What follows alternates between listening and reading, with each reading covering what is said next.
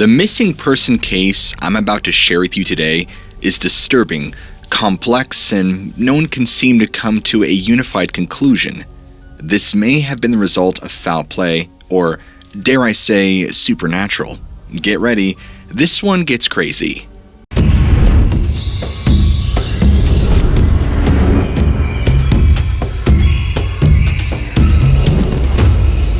In 2019, Nora, the daughter of an Irish-French couple who has lived in London for 20 years, would go missing on a trip to Malaysia with her family near Kuala Lumpur. At the time, Nora and her family were staying right near the edge of the 4,000-acre rainforest at the Sun Resort.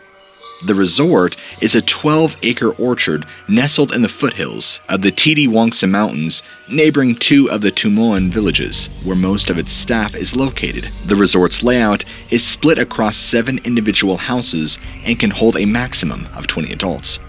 Nora was a 15-year-old girl with special needs and developmental disabilities. Nora is very vulnerable, and if anything had happened to her, likely she would not be able to defend herself or know how to call it for help. The nature surrounding this entire case is strange, but very disturbing. On August 4th, 2019, it was officially reported that a girl from London with learning difficulties had been formally labeled missing in Malaysia. A family friend was able to speak out about her. Police and canine units were launched searching for Nora, but no evidence had been found. Her parents claimed that she was last seen in her hotel room, and by the time they went to check on her at about 8 a.m., she was missing that Sunday morning. Her bedroom window was open, however. Her parents were utterly beside themselves. This kind of erratic behavior from Nora seemed so out of place. Nothing made sense. This is not something Nora would do. Nora's parents insisted this had to have been the work of an abduction, but police speculate differently, judging by the evidence. In reaction, police quickly dispatched more than 100 officers and canine units in the surrounding areas and jungles. Just outside her room in the open jungle, there is virtually no security anywhere around the resort. This means that anybody could have found a way to open that window and abduct her if desired. She could be anywhere. There seems to be a division in the theory of what happened to Nora. One is that she was taken from her room around midnight, speculation, of course. The other theory is that she left the room herself, leaving the window open and vanishing into the jungle. Neither theory has been proven. The window appeared to be propped open when looking further into the room. There were no signs of a struggle happening anywhere in the room. Perhaps she was drugged or somehow taken out of the room without resisting. To add to this, it was later reported that she had siblings sleeping in the room with her during this time. Even they would not know or hear anything that had happened. The staff of the hotel believed the window was open from the outside, directly contradicting police speculation that she had left on her own. August 5th, 2019. Popular news outlet The Guardian stated that the case is now suspected of foul play and is taken to a more severe degree of searching. Initially, the Malaysian police were insistent on it not being such. Now, just 24 hours later, the family had been told directly by the police that the case was being looked at as a potential foul play and a missing persons case. Even her family, her aunt specifically, released a statement publicly claiming that Nora would never leave her family voluntarily, and this had to have been a criminal matter. I'm taking just a moment to inject my anecdote. I do not believe for a second that Nora, who is disabled with special needs, would go off on her own accord into the jungle at nighttime. I have a special needs daughter, so you can imagine a story like this strikes a resounding emotional chord with me. I firmly believe that someone had gone into Nora's room from the outside and either taken her or worse. Furthermore, I look at the fact that the resort had minimal security, which alone makes Nora exceptionally vulnerable in a situation like this. There also appear to be discrepancies in reporting the case by multiple news outlets.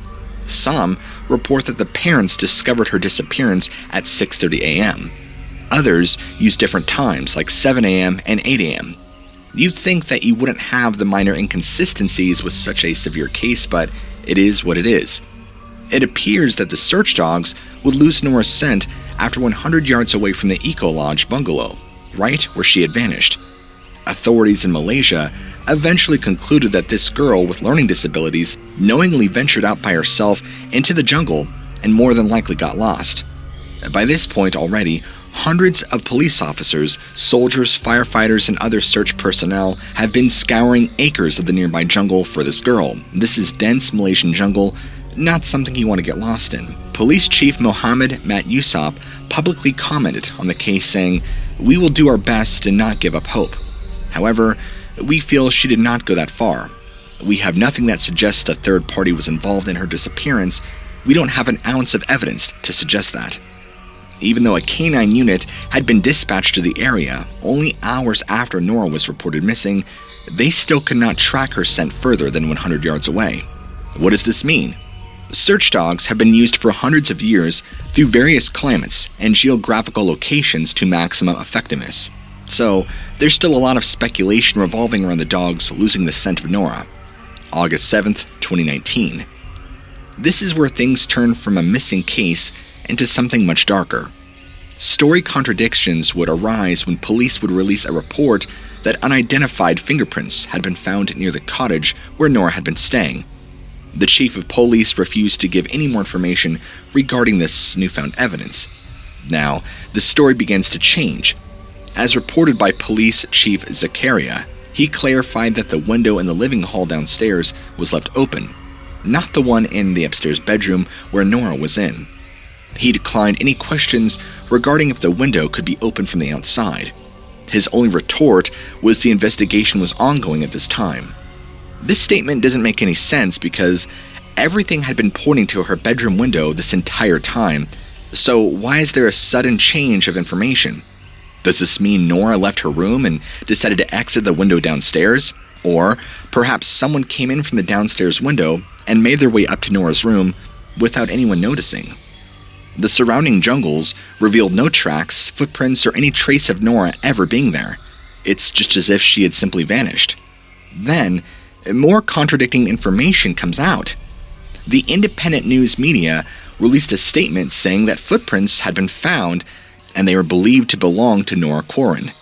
Authorities were operating on the understanding that Nora was just lost in the jungle, and they deployed officers, drones, and helicopters within a 6-kilometer radius of the resort. The canine unit supposedly discovered these footprints on Thursday, August 8, 2019. The tracks found here were a single set of tracks. There were no one believed to be with her. August 10, 2019. More days of searching would provide no results beyond the initial tracks found on August 8th. It was then that the search was scaled down further to only 4 kilometers.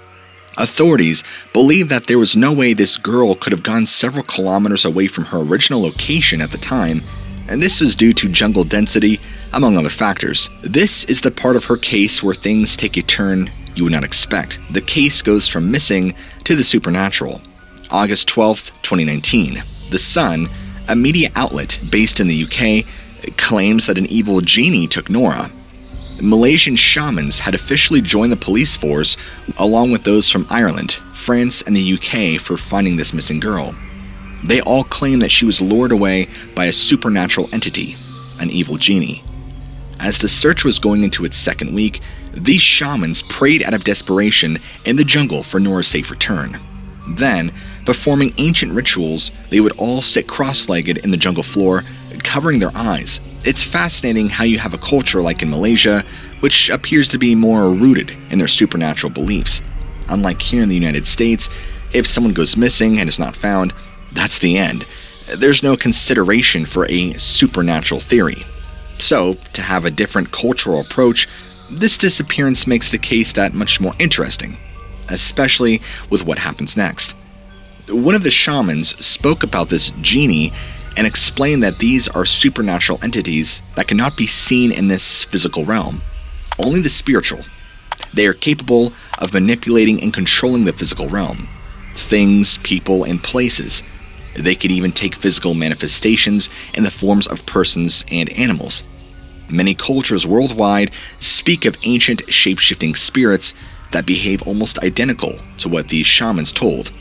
Genie, demon, shapeshifter, it all sounds like it's pointing to one thing: an evil spirit of some kind that can take physical form. He went on to say that this entity chose Nora because she had special needs and that it decided Nora to be her special stepdaughter. Creepy and bizarre, the shaman went on to tell the son that tonight he would ask the spirit to return her from where she was taken and the condition in which they took her in. They will, and the entities will want something in exchange. The shaman claimed that it will be between him and these evil spirits to work out. What's most important, he claims, is that the child is released. Does this change everything? Could this mean that this entity took the form of a person or animal, perhaps disguising itself as her parent or a trusted loved one to lure her out of her resort?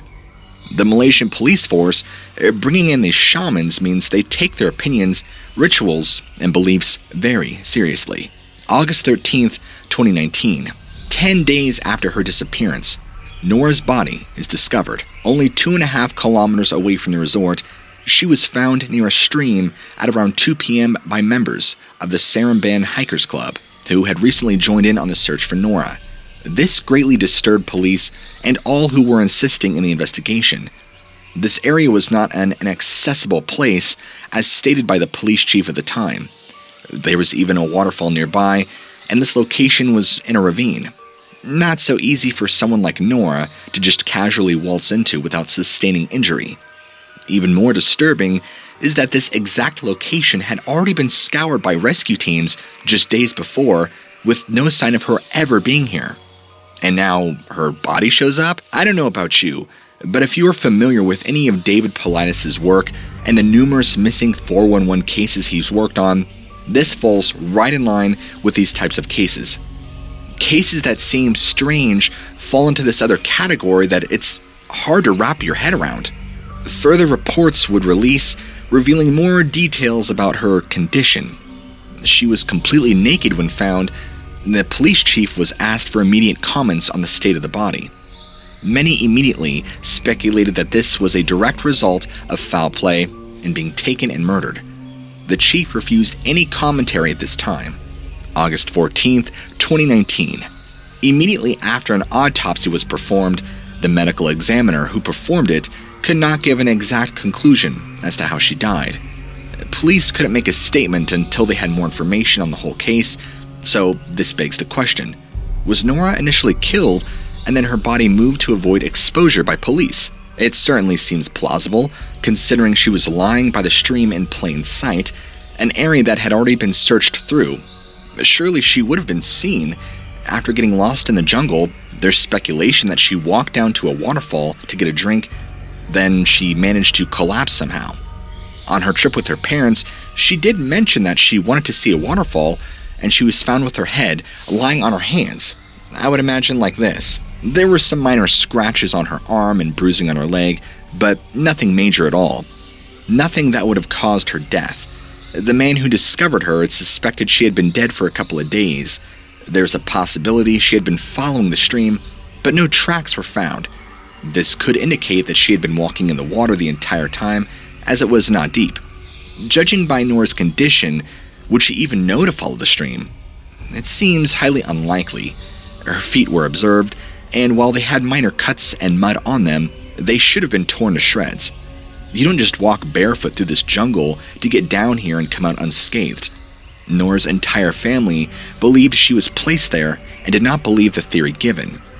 Even the indigenous members of the search believed that she was placed there and was nowhere nearby when the initial investigation was conducted. If she had just been dumped there in plain sight, not covered in any brush, foliage, or obstructed from view, why is it that the search dogs were never able to track her scent further? Something about this whole thing just doesn't sit right with me. August 15th, 2019. After further examination of the body, the coroner concluded that they believe Nora perished due to hunger and severe stress on her body. They claimed some strange things. She was under such stress that a stomach ulcer had burst, ultimately causing her death. There was no evidence to indicate that she had been taken or assaulted in any way. She was also believed to be alive for an entire week after her disappearance, but could not survive the jungle. What doesn't make sense is that she was found 9 days after her disappearance. She supposedly passed 7 days after her disappearance. Search parties had just combed through the area, so what became of her after she had died in this area? Where was her body for those 2 days? Things were not adding up for the Corn family, and they were not satisfied by the autopsy results. The family would release a press statement that they stated they did not want the media to interpret the first result of an autopsy to exclude any criminal hypotheses. The family still can't comprehend that she would just wander off into the jungle independently. It was entirely out of character. They're still convinced she did not leave alone, but a third party had been involved somehow. Even the location she was found was not easily accessible. So how she just happened to wander there herself didn't add up. Nora's grandfather would go to make his own compendious statement, claiming she wasn't there during any previous searches through the same area. Someone involved in her death somehow put her there to get rid of the body. He then asked, "Can you imagine her, out of all people, walking naked, barefoot, 2.5 kilometers over rocks and rough jungle terrain in the night? The notion is absurd." There's no future talk of any evidence they found, like the fingerprints as previously discussed. It's as if that suddenly became null. It still doesn't make any sense if you theorize that she had wandered off herself into the dense jungle, when you have the indigenous people who know the jungle like their backyard saying that they're even baffled she can make it down there. Something doesn't sit right with me. Either there's information purposefully being concealed, aka a conspiracy, or there's something more supernatural and sinister at play here. If an individual had taken and abducted her, how on earth could they avoid the police, search parties, and all the efforts put towards finding this girl for 7 days? And for what? There was no ploy for money. There was no evidence of sexual assault. There was no indication that there was an incentive if someone were to take her. Nothing made sense, no matter how you spun the wheel. There is supposedly a girl who had been wandering and surviving in dense foreign jungle for 7 days. She would have been in far rougher shape than how she was found. Keep in mind, she was both physically and cognitively disabled. You're telling me this girl managed to get to the location with minimal cuts, bruising, etc., and even search experts concluded that there's no way Nora would have been able to make it down this steep, dense ravine by herself barefoot. Even search party experts struggled to walk the path down into the ravine. Dense vegetation, roots, rocks were wet and slippery. The conditions were so rough, their boots had been worn down by the expedition down into this ravine, and yet somehow Nora managed this barefoot with no to minimal injuries?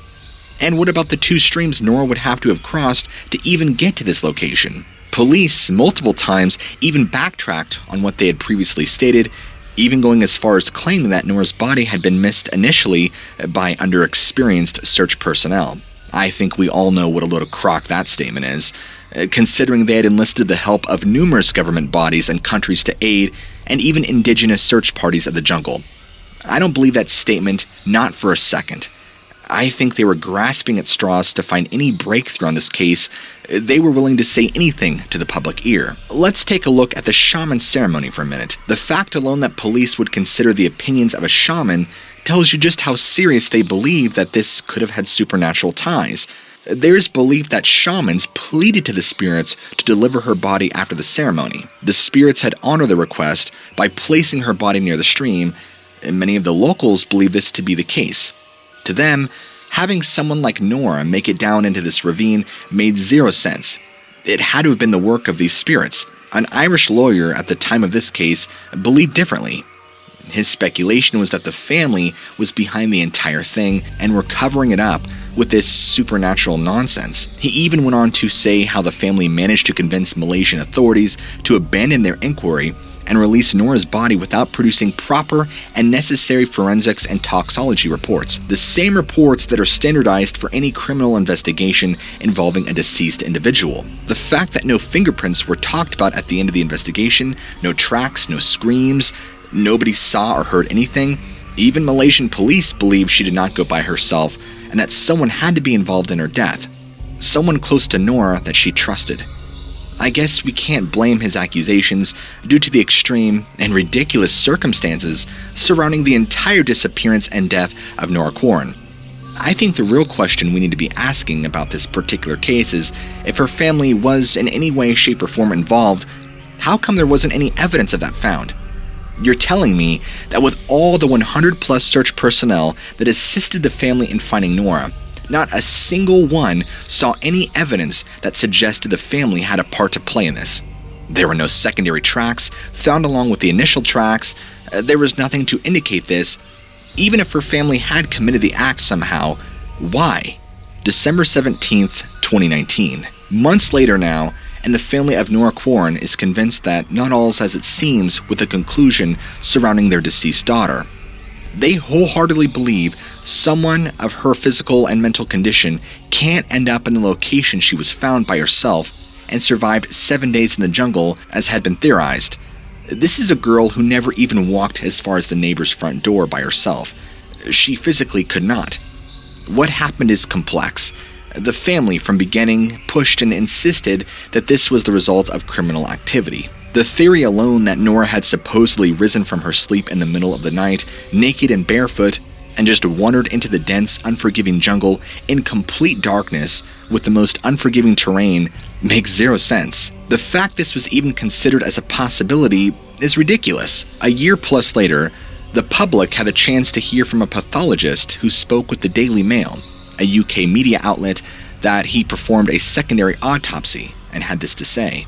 The initial Malaysian autopsy had been thorough, and their conclusion makes sense. He agreed with their findings and what they believed happened before she died.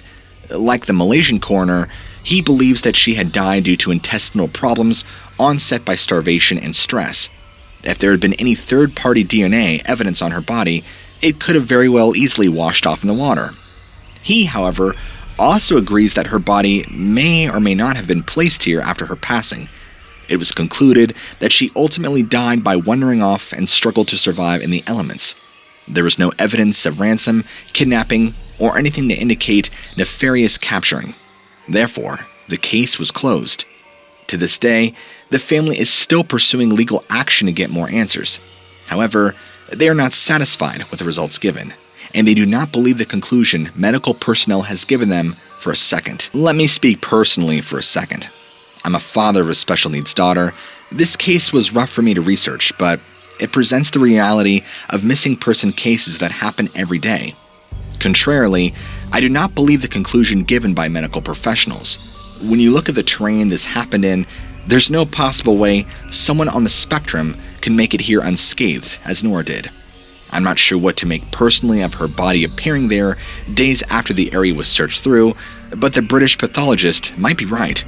It's possible that third-party DNA could have been washed away from the body. I can't say outright this was demons or spirits that took her, but I can't deny the startling resemblance her case has to the many missing 411 cases that are ever present on our own soil, many of which are believed to push beyond the possibilities of this reality. With the entire case laid out, I want to know your thoughts. Is this merely a case of her wandering off and dying in the wilderness?